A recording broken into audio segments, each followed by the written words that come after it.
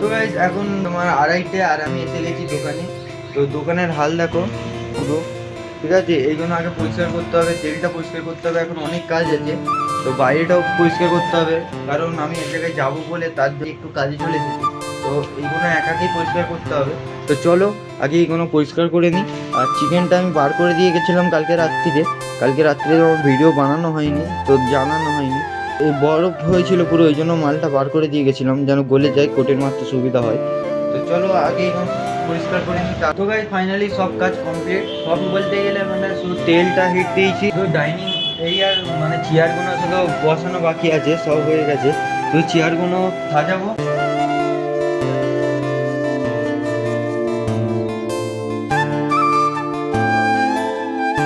তো সাজানোর পর আঁচিটা কাটবো, ব্যাস।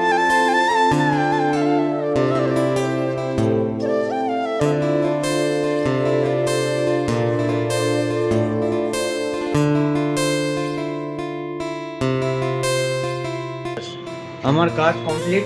আর শুধু কোটিনের জলটা বাকি আছে, কারণ এই কোটিনের জলটা একা ধরে আনা যাবে না।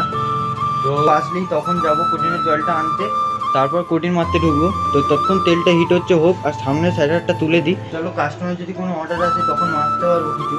তো যাবো কোটিংয়ে। তো কোটিনের জলটা একাই আনতে হবে, এখন 3টে বাজে, কেউ আসেনি। তো আমাকে একাই এখন কাজ করতে হচ্ছে, ট্রাই করতে হবে আমাকে একাকে। তো দেখি কতক্ষণে আসে ওরা। এখন তো 3টে ওই বেজে গেছে পুরো। তো তেলটা একটুখানি হিট দিয়ে দিতে হবে, তেলটা হিট দিয়ে দিয়েছিলাম, তেলটা তারপর বন্ধ করে দিয়েছিলাম।